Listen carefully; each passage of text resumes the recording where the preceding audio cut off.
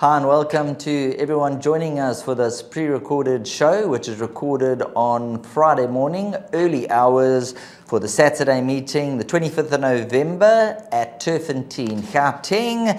Turffontein standside track, the Betway Summer Cup, which they call the People's Race. So Alistair, really looking forward to some classy racehorses on the day. And these are one of the days of the year that the punters and all the viewers out there, the owners, the trainers, everybody get involved with. Before we get into that though, how are you and how's things going?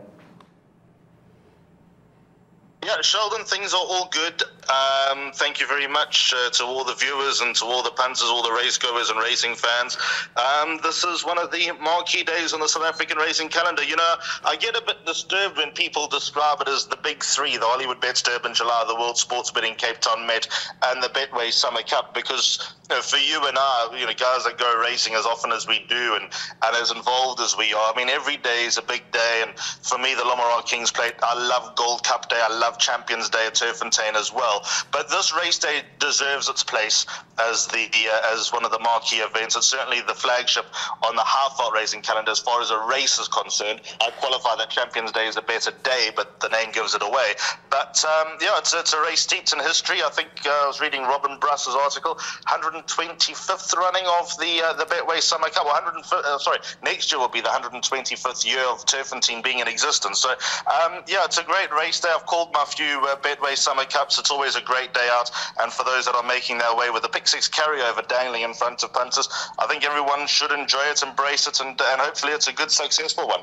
Right, let's get into the first race, the first baby race of the season in Gauteng, and wow, 18 unraced runners to face the starter. So all we can say is number 5, Proceed, who I believe you named for the Sean Terry outfit, 6-1 down 28-10. And then number 7, Elman C. Although Proceed has found all that money from 33-10 down 28-10. So numbers 5 and 7.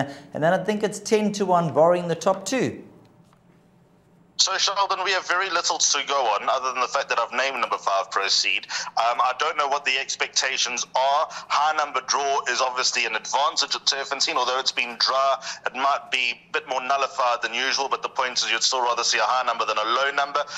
A couple of takeaways. There are a lot more fillies than there are colts in this race, so that probably shows the trainers reckon their horses are precocious. The only guard that we got is the betting moves, and that's on number 5, Proceed, bred to be very, very quick. The family are all speedballs. Sean Terry wouldn't put him on top of being the trainers that get them ready first time out in the first juvenile race, but I'm sure if the horse, in fact, he won the first juvenile race last season with one Mrs. Geriatric, so there's one of the first with Mrs. Geriatric, so there's a little bit of food for thought. As far as the betting is concerned, 5, Proceed, the horse to beat, but come race time, it might tell you a different story. Let's go on to race number 2, which will be the opening leg of the exotics. Bipot leg 1, the likely pool 400,000 Rand, so 1205.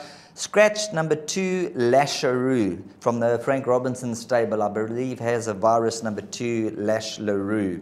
So race number 2, the filly Virgin River, 4-year-old daughter of Vercingetorix. They're absolutely flying at the moment, from 7-2 down 2-1.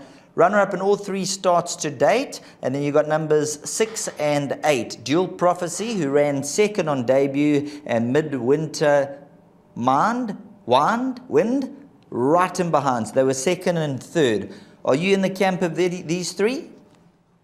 It's very, very hot maiden, Sheldon, and I'd also qualify the number 13, 2 Miles West as a chance as well. There's a little bit of money around for the Son of Fire Away, who I think is just trying for a trip, so maybe more a place chance this time around. I'm going to go with what I saw first time out from Midwinter Wind over number 6, Dual Prophecy. I think he'll turn the form around, mainly because Midwinter Wind's got a high number draw. There was, call it 3 parts of a length between them on Allied Steel Road on a Mission Charity Mile Day. I know Sean Terry thinks quite a lot of Midwinter Wind, not to say that Joey Soma doesn't think much of Dual Prophecy, but I think the draw turnaround is going to give number 8 Midwinter Wind a little bit more to work with. So in order of preference, I'm going to go with 8, 6, 15 and 13, but I have respect for a few here. I think the biggest takeaway from this race is that it's likely to be a form line to follow. That'll take us on to race number 3, which will be the opening leg of the place accumulator. 2,000 meters is the distance. And just having a look at the expected pool, 750,000 rand. So for the place accumulator punters, 12:40 will be the time you need to get your bets on. Let's just have a look at the betting, getting it straight off the cell phone here. Number 3, Pyromaniac, 33-10. Number 7, Street Art, 33-10. Number 5, Perfect Witness. You can tell us a bit more how she's doing. It's 7-2, and then Gilded Butterfly at around 9-2. There's money for Pyromaniac and Street Art early on. Yeah, Sheldon, Pyromaniac over 2,000 meters, not for me. I wouldn't be taking that price about him. He's obviously got the Terry Faree factor, that's in his favour, but despite his breeding, he's never given me an inkling that 2,000 metres is going to be his best trip. So I'm going to sidestep him in the opening leg of the place accumulator, which, by the way, I think will surpass its expectations on a standalone Grade 1 race day. So my numbers here in order of preference are going to be 7, 5 and 6. Street Art has Perfect Witness cold, ice cold at the weights. He's got a lot of kilograms to work with. How many in total? Down 3, down 6.5, so got 2.5 kilos to work with for a 1 1/4 length beating. I'd also take the stance to say that Street Art will be more at home with the third run after the rest and also draw 1, so there's a lot in his favour. With regard to number 5, Perfect Witness, she is in a far better space than what she was last time. I mean, that's the only give that I can give to punters. She was, her bloods weren't great going into her last run, but she was still able to win. She took advantage of the fact that she hadn't been penalised in the merit ratings for 3 of her wins. Now she has been, but she is in better shape going into this race. So expect the same type of gallant trying run, but I think the weight might just tell with number 7, Street Art. And then I think number 6, River Romeo, with a run under the belt last week, will come in a fit horse. He can topple good horses over, can River Romeo. I'm not convinced that he's a top horse himself, but I think good horses around him help him raise his game. So don't leave him out of your trifectas and quartets. PA, though, I'm actually comfortable with Street Art Bank. If you're looking for backup, then definitely Perfect Witness. We now move on to the big one of the afternoon, the pick 6, and the likely pool. They're estimating 10 million rand with a 2 million rand carryover. 13.20 is the off time, and at this stage it looks to be 2 and 5. Number 5, Main Defender, from 16-10 down 8-10, has been super impressive. A very good horse. Last time out, obviously there's 50-50. A lot of people are sitting on the fence. Some say Sandringham Summit should have beaten him. The others say Main Defender had his measure. But it was quite clear that Sandringham Summit wasn't 100% on the day. But Main Defender got the job done. And then Dice from 6-1 down 33-10. He's got a superb record. And then you look at Dave the King, Mercantor. Do you believe Main Defender's an 8-10 shot? So Sheldon, this pick 6 is my suggested bet because of the carryover and the carrot dangling. And when I initially went through this card, Main Defender is easily my top choice. But I have a lot of respect for Dice, and I have a lot of respect for Dave the King, they included. But over the last, I woke up this morning to messages, Main Defender race over, from people in the know, including connections of number 5, Main Defender. It's easy as an owner of a horse to get carried away, to be optimistic and to expect the most. But the money and the talk coming out of the camp is definitely about number 5, Main Defender. So he's solidified. To answer your question, maybe now he is. Had you asked me that question 24 hours ago, I would have said absolutely not. But probably he is. Cabello Mazzaniani takes it right. He's clearly a top 3-year-old. If Sandringham Summit is the best 3-year-old, and that's what I believe, then Main Defender's a short head away, even though there was a short head the other way around last time. I agree with you. I think that Sandringham Summit not quite being 100%, the 1 kilo and 1,400 metres, found Sandringham Summit out last time. So Main Defender, easily the horse to beat. The talk is strong. 2 Dice, inside draw, he's going to drop in and be left to do his best work late. His win in the Golden Loom last time was sensational. The extra 160 metres will suit him ideally. He's a very, very good horse. Don't let him run loose. And I spoke to Mike de Kock on Monday, and we're having a good chat about various things about life. And it's a bit of a roll of the dice with number 1, Dave the King, but he's not too worried about the 63 kilos. The old cliche, you can give weight and not start. Well, you know that he's got pace. this might be what he's looking for, but it's not a guarantee it's going to work out. It's very much duck or no dinner with number 1 Dave the King over 1160 at grade 3 level. Super. If you want to add one roughie, maybe number 4 Mercantor could run into the money, worth throwing into the selections. Welcome back for race number 5, the Betway Fillies Mile Grade 3. It's over the 1600 meter trip, jackpot 1, leg 1. The estimated pool is 750,000 Rand. And before we go to Alistair, we do have a rerun of number 3 White Pearl when finishing off second. Then comes Let's Go Now, Ivy League, Platina Princess, Tamil Tigress towards the outside. It's White Pearl in the lead, but she's got to pick up. She's no good thing with Egyptian Mao breathing down her neck towards the inside as Let's Go Now, but Egyptian Mao went past White Pearl, who battles right back, but Egyptian Mao got a number. Egyptian Mao beats White Pearl. Then came Let's Go Now and Ivy League.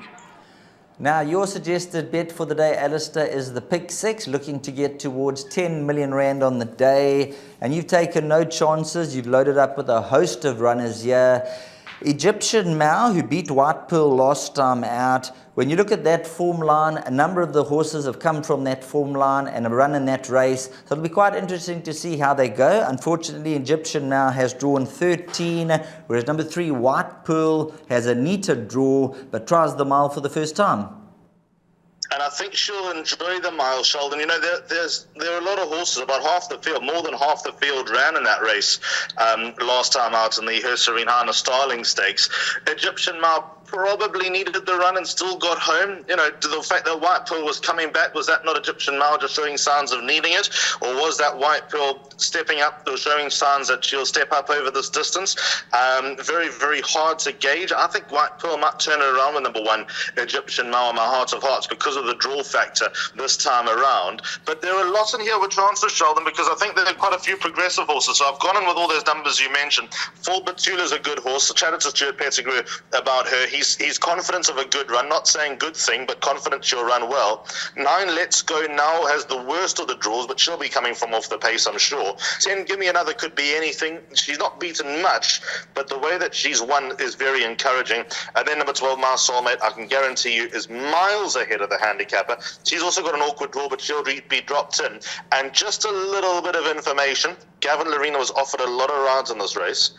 And he's gone with number 12, My Soulmate, which was obviously very pleasing for all her connections. So don't leave her out. She's got a lot going for her. She'll be a better horse when we get to the Volkerbos Drift Triple Tiara. But she's good enough to win a race like this. It's just a matter of whether it's going to come too soon or not. Well, there has been support for that individual, so definitely worth throwing into the calculations. Right, let's move on to race number 6, which is the Johnson Workwear Dengons. It's grade 2 over 1600 meters. And we've been waiting for number 1, Sandringham Summit, to return back to the track 28 days ago. Some thought he was most unlucky not to win. He needed the run. He was only 80% on the day. So there's a lot of debate around number 1, Sandringham Summit. But let's go take a look at a replay. And when he finished first, and that was beating Main Defender in the penultimate run. To run on, 300 to go, and Main Defender's gone 2 lengths clear. Look right, Sandringham Summit is starting to fly, sprouting wings now. Sandringham Summit got the wow factor. He has them weighed and measured, and they're all found wanting. Main Defender, we are the Logans. Photos, Kaya Mayan behind these, and Francine. Alistair, looking at that replay, obviously Sandringham Summit, he had Main Defender's number, he had him stone cold, and then last time out the word was Sandringham Summit wasn't 100%, and Main Defender had the run coming into the race. So in this race, Sandringham Summit, he looks to be a 5 to 10 shot and most people's banker. And he's my banker as well, Sheldon, for all the reasons that you've given. It was my opinion last time as well that and also with the news that he was, just a run short, and there was a bigger picture with the son of Give Me the Green Light. I want to make a controversial statement. I don't think he's far off the best horse in the country. I mean, horse of the year last season was Princess Calla. You could say See It Again, Charles Dickens. They elite horses. I think this is going to be an elite horse. If he's ever going to win a horse of the year, I don't know. But he'll win more grade ones than what he's got under the belt. I'm pretty sure of that. Gavin Larena takes over. He's a banker for me. And this, by the way, is one of my favorite races on the South African racing calendar. I love the Johnson workwear Dingons. This Roll of Honour is out of the top draw. It's well worth having a look at, and Sandringham Summit will certainly fit the bill as a likely winner. So I bankered him in all bets. Respect number 2, Purple Pitcher. They're confident of a good run. Give me another chance. A very good horse in his own right. Weirdly, I like the run of Sovereign State in the Grand Beck Stakes, but again, I just can't see any of them troubling. And the Africa House, another horse who's got to go in, but I just can't see all that class that's involved bar Sandringham Summit. I just think Sandringham Summit's a cut above. Well, just talking about Sovereign State, I had a word with Frank Robinson during the week, and he said he's absolutely flying and they're looking for a big performance. But when you look at the weights, he goes up 3 kilograms and Sandringham Summit stays at the 60. So should still hold him, but however, a horse for the trifectas and quartets. Next up, we move on to the big one, race number 7 at 15:35, which is the Betway Summer Cup, Grade 1, and this is for a gross stake of 5 million rand. Absolutely awesome, over 2,000 meters. And in race number 7, we do have a couple of reruns here with a number of horses involved in it. Cousin Casey, number 2, and also number 3, Winchester Mansion. Best Winchester Mansion, blue and white to the outside as Porto Manzano. Then comes Meridius. Dave the King, 250 out. Has Cousin Casey to deal with. Has Porto Manzano to deal with. Has Winchester Mansion to deal with. Porto Manzano, Bingwood to the outside. Cousin Casey whacking away. Porto Manzano has absolutely got a love affair with Turffontein. Porto Manzano wins from Cousin Casey. Bless my stars. Big run Winchester Mansion in behind. Look left, see it again. Winchester Mansion and Dave the King. See it again and Winchester Mansion. See it again. Hit the front, 150 to go. Winchester Mansion is fighting back. See it again and Winchester Mansion. Eyeball to eyeball. Here it comes. Winchester Mansion. See it again. Bless my stars in behind these. And the champion. So there we have the reruns. You make up your mind and decide exactly who you're going to go with in race number 7. Alistair's gone in the pick 6, 1, 3, 5, 9, 10 and 13. Puerto Manzano, he's unbelievable, Alistair. He's a 10-time winner. He does shoulder the top weight of 60 kilograms. Then you've got number 2, Cousin Casey, who's got the blinkers off, a cracking return to form. The Hollywoodbets Durbanville winner, Winchester Mansion, his claim to fame, and a few others down the list. So race number 7, it's going to be an absolute mouth-watering contest. Yeah, just having a look here, Sheldon, there's a few Grade 1 winners in this race, even the likes of Aragostra and Son of Raj. Many forget that they've claimed Grade 1 success in their careers. I've left Cousin Casey out of my pick 6 because I don't believe he gets 2,000 meters. I think he's got the best turn of foot. But if he can sustain that turn of foot over 2,000 meters on a long Turffontein straight, I have my doubts. So that's why I've left number 2, Cousin Casey, out of my play.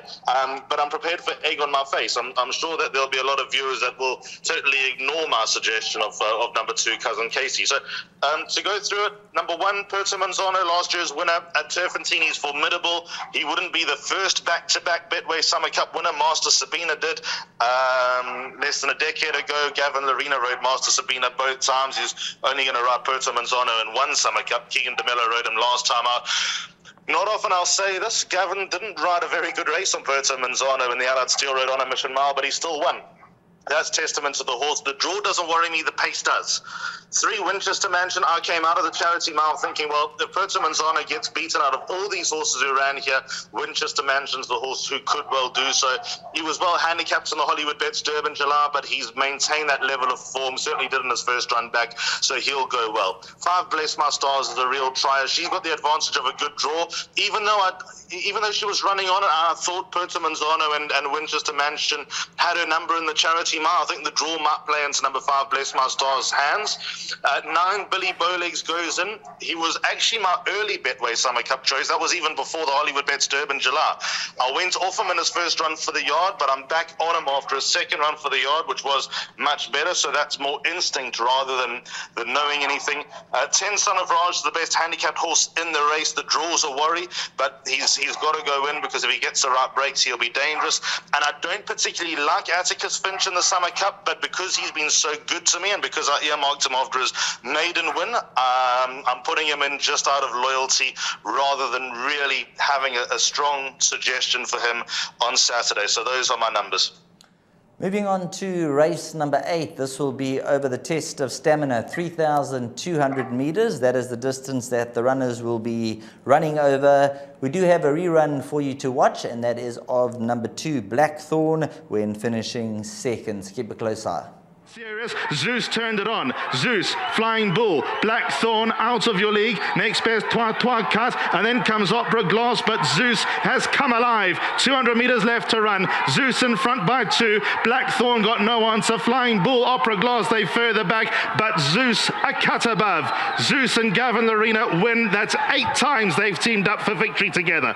Second goes to Blackthorn, Flying Bull third, then came Opera Glass. Alistair, looking at race number 8, obviously these stayers, they've been prepped for this race. Looking at number 1, Nebraska, and number 2, Blackthorn, they've had different preparations. Number 1, Nebraska, has gone 1,600 and 1,800, whereas number 2, Blackthorn, went straight into the 2,400 in both those races. So different preps, but they are sparring partners. They match up again. And crossing paths, are you in either of their camp? As I see number 3, Aramagam is the favourite at 3-1 at this current stage. I'm not surprised with the Aramagam being favourite, Sheldon. He won this race last year, and if you actually compare apples with oranges, he won this race last year of an 88 carrying 52. He's now rated 98 and he carries 54. So that's just the conditions of the race and the presence of Nebraska and how the weights are structured in this race, which is theoretically given Aramagam a massive chance of going back-to-back. It's cliche, Wayo mowing with stayers, absolute genius. Blinkers go back onto Aramagam. I don't know what to make of that. I don't know if he's any better or worse with or without blinkers, but he is my top choice despite being top of the boards. The 2 most accomplished stayers in this race, I mean, Nebraska easily is. As you mentioned, old sparring partner number 2, Blackthorn, they were former stable companions. There was a Gold Cup 18 months ago where they were highly thought of and expected to fight it out. Nebraska is, of course, a former Gold Cup winner. I think Nebraska might just have the edge over number 2, Blackthorn, but whatever happens, there won't be much between them. But number 3, Armagam, is my top selection. And looking at your pick 6, you're going with 1, 2, and 3. So hopefully one of those top 3 come through. When you look beyond those horses, Flying Bull, update form. He came through to win last time out. So Flying Bull is got some confidence behind. And scratch number 7, Mambo Come Teseo. That'll take us on to race number 9, which is the Joburg Tourism Carry-On Alice Stakes, grade 3 over 1,160 meters. And in race number 9, a full field of 18 runners go to the post. And I'm having a little bit of a laugh here because the 9-2 marginal favourite is number 7, Mrs. Browning. And you've elected to banker this in your pick 6. So you're going all out, Mrs. Browning. Sheldon, I'm bullish with Mrs. Browning. This, of course, is the former Magnolia handicap. Obviously, the former champions are now being honoured at feature race level up in the half vault. And now this being the Carry-On Alice Stakes, please believe me, Sean Terry's going to have a tear in his eye when thinking about Carry-On Alice. I know how much that filly meant to him, and he'll be desperate to win it with one of his horses. And I think Mrs. Browning's the right one. William Robertson backed up his his win on the 4th of November with a win last Sunday at Hollywoodbets Scottsville. He paper couldn't lose that race, but he looked the goods when winning. Mrs. Browning's got a high number draw. If there is a chance of thunderstorms and a sprinkle of rain, that's going to help a little bit more. Her best form on offer is as good as anyone else's best form on offer. I like the horse that she's become this season. She's already had a few starts. She's had 5 in total. She's missed the money once, but that was when going 1,450 meters, a distance which she's capable of going, but she's definitely better in the out-and-out sprints. I like number 7, Mrs. Browning, too much here, Sheldon, and I think she's generously weighted off a 58.5. There are a lot of horses here who just look to be losing their way, probably not of the same quality, that have earned their ratings going different routes, whereas Mrs. Browning's been probably more battle-hardened along the way. I do respect number 2, Alula Star, a lot. She won this race last year. She's got an inside draw to worry about. And I also think there's something about this number 14, Troppo Veloce. But I reckon if you ask Sean Terry right now, at the end of November 2023, which one, the young 3-year-old Troppo Veloce or the year older Mrs. Browning, I think he'll tell you Mrs. Browning. Well, that's a look at race number 9. So if you're ahead going into race number 10, you'll be playing for free. If you're on the back foot, well, let's see if we can get you out over the 1,800-meter trip. Number 2, Black Silver, is scratched at the early time of recording. So we are recording on Friday, so take note of the additional scratchings or any changes and support on Saturday once the final declarations are out. Now, just having a look at the betting, Alistair, number 13, Weather Wizard, has attracted all the market support from 5-1 down 33-10. Twatwa Cut has gone out 9-2, along with number 4, American Star, 9-2. What do you make of number 13, Weather Wizard? Very good looking horse, lots of ability. I've been impressed with what I've seen. This is a big step up. The form line is ordinary, Sheldon. That's a big worry. Very, very ordinary. But all he could do was win. And he won well. I actually think he should have won his first start if he had a bit more luck in running. He was low flying at the end. But then he put the record straight second time up. Good horse. But no, this is going into high school. He's graduated out of primary school into high school. Big chance off the lightweight. Can win. If he wins, then I think the connections will be dreaming as big as what assistant trainer James Crawford has in mind for number 13, Weather Wizard. But this race will prove a lot. I think number 3, Jet Dynasty, is a chance here, Sheldon. He's got a bit of an awkward draw, but looking at the format of the race, I think the pace is going to be on, and I think that's going to help number 3, Jet Dynasty, and he'll be doing his best work at the end. Gavin Arena sticks with him for Sean Terry. He is what he is. I think he might reel off a few wins this season. I don't know if he's quite going to the top, but I think he's going to be fruitful to follow at this type of level for the next few months. So number 3, Jet Dynasty, is bang there. 6, Gallop Preview on the back of his last win also has to go, and Pierre Stratham takes the ride. So there are lots of chances. Haslo Grande, I think, is worth another chance because I've been a fan of his. It's his first run as a gelding. But at a push, 13 Weather Wizard and 3 Jet Dynasty, I'll be revolving my final race around those two. But hopefully we're not in trouble and we don't really need to go back to the wall and fight back coming into the last. I wouldn't want to be in that position going into race 10. Well, that's what we like to hear, so we'll follow the selections throughout the day, and hopefully we have the money to spend for free going into race number 10. That's a look at the card for the 2023 Betway Summer Cup. Now, Alistair, your chosen and suggested bet for the day is the Pick 6, estimated to get to 10 million Rand with a 2 million Rand carryover. We're going to put the slide on screen, and if you can go through your selections, please. Yep, so 20 past 1 is when your pick sixes need to be on by. It's going to be a hot day in Joburg on Summer Cup Day, so hopefully the results go according to plan and can be a day to remember. 1, 2, and 5 in the new turf carriers, Merchants, Dave the King, Dice, and Main Defender. A few horses in the Betway Fillies Mile, 1 Egyptian Mile, 3 White Pearl, 4 Batsula, 9 Let's Go Now, 10 Give Me Another, and 12 My Soulmate. But Banker 1 Sandringham Summit, I think that's make or break for a lot of people on Saturday. That's in the Johnson Workwear Dingons. 6 horses in the Betway Summer Cup. They are 1 Puerto Manzano, 3 Winchester Mansion, 5 Bless My Stars, 9 Billy Bowlegs, 10 Son of Raj, and 13 Atticus Finch. If you're looking for alternatives, 2 Cousin Casey, 7 Safe Passage, and 12 Shoemaker. Those are all, I don't like Zeus. A lot of people like Zeus, I don't. Those are all horses that you can perhaps consider. Then 1, 2, and 3 in the penultimate, Nebraska, Blackthorn, and Armagum. And then second bank at number 7, Mrs. Browning in the Joburg Tourism. Carry on, Alice. You're currently in Cape Town, so you'll be in Cape Town on Saturday, so you'll be closely watching the monitor and keeping a close eye on the exciting action ahead. So all the best, Alistair, and as usual, thanks very much for your input. Take care, and we'll chat to you soon. Thanks very much, Sheldon. Yep, looking forward to Saturday. Organised a day out with a few race goers in Cape Town, so that'll be good fun. And I'm looking forward to Sunday as well. Sunday is the start of the Cape Summer Racing Festival. Please believe me, that is going to be special. Excellent. We'll be looking forward to the Saturday-Sunday meeting. Should be exceptional racing. Thanks very much to Alistair Cohen on the line. And now it's time for the horses to shine.